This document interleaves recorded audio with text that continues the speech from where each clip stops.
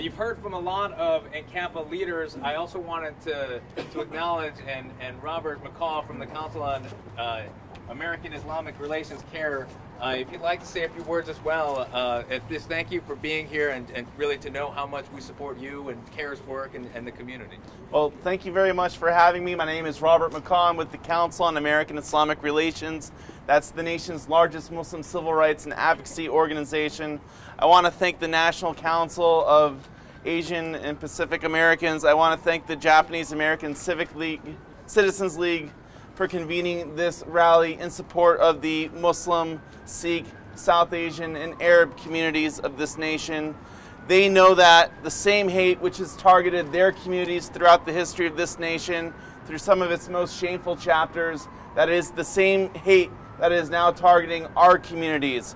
And as we stand shoulder to shoulder together, we know that we will be working towards a better America. Following the terrible and tragic attacks in Paris and San Bernardino, our nation's political leaders could have united us. Rather, they're using their leadership to drag us down a path of hatred and fear. They've justified the past internment of Japanese Americans, rehashing false tropes that they were a threat to our nation back then, as they now say that Muslims are now a threat to Americans today, when in reality we stand here at a memorial recognizing the courageous contributions that Japanese and Asian Americans made to our nation during World War II.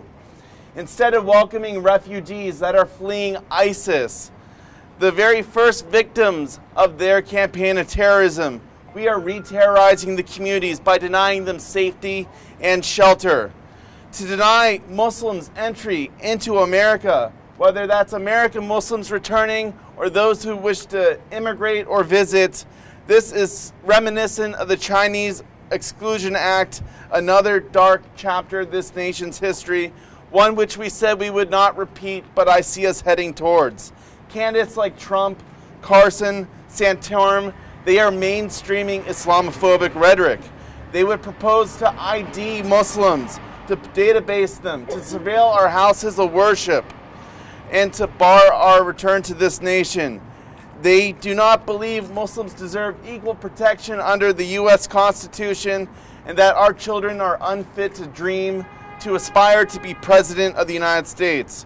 These words of anti-Muslim bigotry, this rhetoric from the podiums and the halls of Congress and our state capitals, they are translating into attacks on the ground.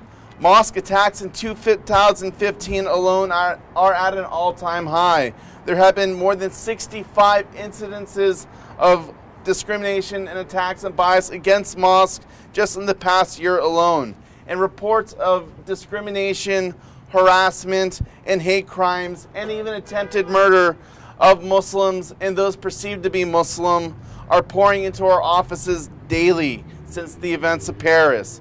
We as a nation, we need to stand shoulder to shoulder, united in a common cause of our American values as we push against violent extremism of all types, including the right-wing extremism, white supremacy that is targeting our communities and making us less safe.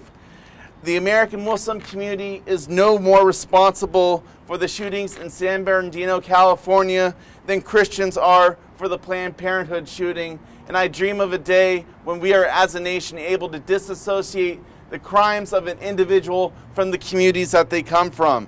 Muslims are frightened right now, but events like this of solidarity are a reminder that we are not alone. Our communities are united, and we are not going to be divided in fear, but we will join in common cause against all forms of bigotry, and we will make America what we aspire to be, a place for everyone. So thank you.